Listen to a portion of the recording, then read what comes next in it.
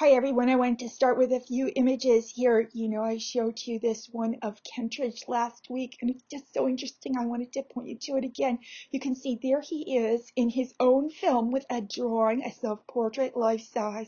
Notice he holds a brush in both the drawing and in person. This brush is used to move fine charcoal dust around on the big page. He uses it something like a chamois.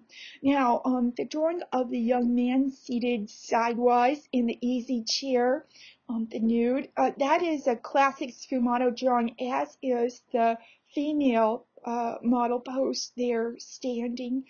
Look at her shoulder, will you? I don't think you'd ever draw that shoulder the way it is unless you were looking closely at the model.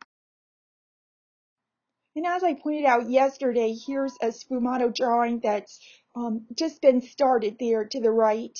And below is the example from class. And this is a sort of hazy or nebulous approach to drawing the figure, which is not necessary with sfumato technique, although it is one way you could go.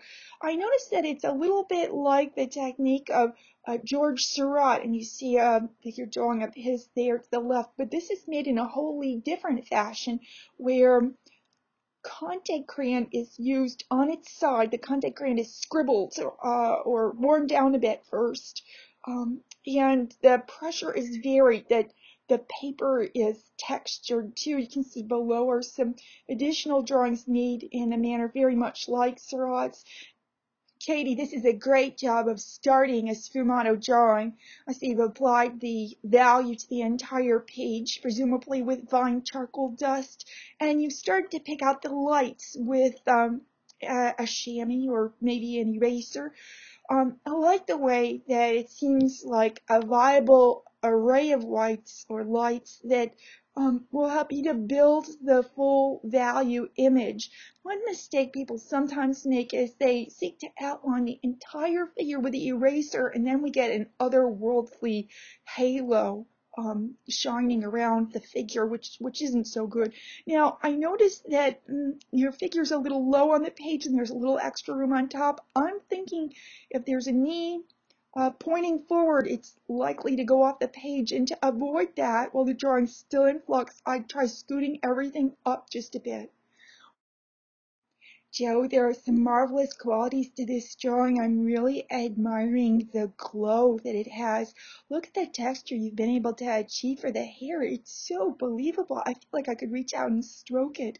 I like the gleam on the body that's suggestive of a directional light. And I'm thinking you did this all with the eraser and not with any heightening with white, for example. Now, a couple of things. I noticed this is a very compact pose. It reminds me of certain photos by Edward Weston. I'm feeling as though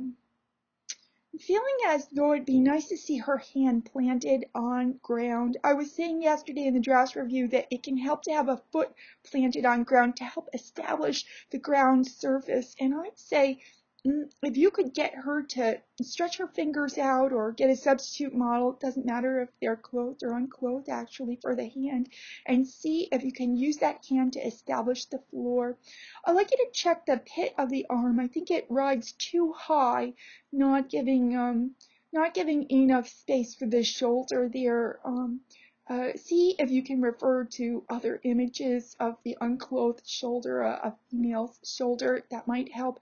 I do like the profile. That seems to be working, and the thigh there to the knee is acceptable.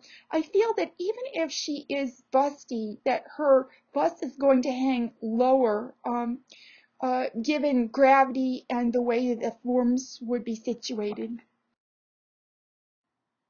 David, how unusual to see the post model from above from a bird's eye view. You must have an unusual place to work where you have such a view available. Let's see. This young model is so lean. He or she is reminding me of the artist mannequin that we see pictured below here in the film strip. I noticed that there's a cast shadow from the table, and I think you'll want to have the figure cast a shadow too by and by.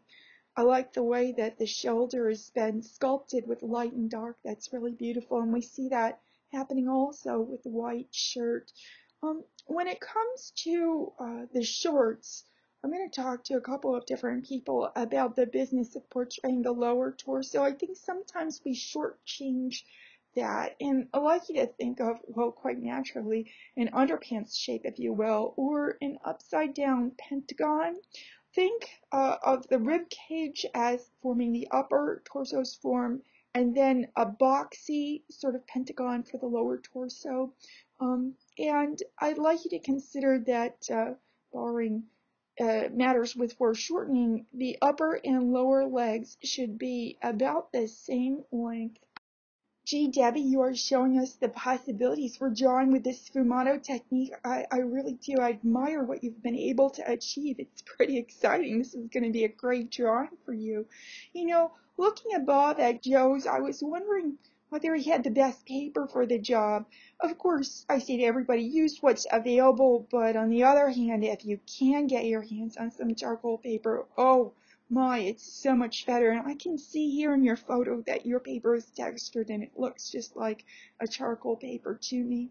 Now, regarding this, I'm wondering about the placement of the head. It doesn't seem as though the neck's attached directly above the spine. And actually, while you're still working in the vine stage, it's very easy to make adjustments like that. And we'll see where you go with your lower leg. I'm wondering, you know, about the shin. I'm thinking of the shin and also the knee. Maybe take a look at that canon for proportions described in The Natural Way to Draw by Carmen Nicolaides. Tracy, in last week's reading from the Edwards book, the author was suggesting that you actually put your hands on your jawline and compare that to your neck. And here with figure drawing, what I like to say is perhaps try striking the pose yourself to get a sense for how gravity is affecting it, where the pressures would be. Like here, do you think she's pressing down hard with her hands on her hips? And what about the legs? You know, there are different things we could talk about.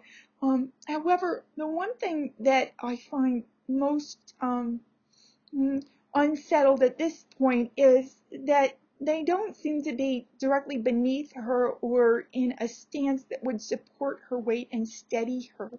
Very nice light on the left side of the body, and I encourage you to keep going. I'm also enjoying the arm on the right.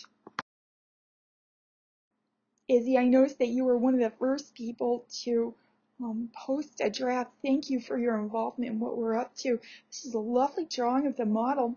I noticed that you're revising the position for the leg, and that's so important to get right. You know, it has a lot to do with what I was just talking about with Tracy in her drawing above, you know, making the figure appear to be supported. I wish that we were able to see the feet and even the hand here. And there's a possibility that you could tack on an extra sheet of paper just to draw those to help you orient yourself and get everything else situated. Some artists will attach extra paper and leave it, or they might just use it while making the drawing, discard it later. I know you're not using this sfumato technique yet, and I hope that you will get around to doing that. We talked yesterday about the matter of the torso having a hinged quality between the lower section that is described by the pelvic bone and the upper portion described by the rib cage. Gee, Margie, this looks like a tough pose for your model to hold, which makes it hard for him and for you too if he's always fidgeting.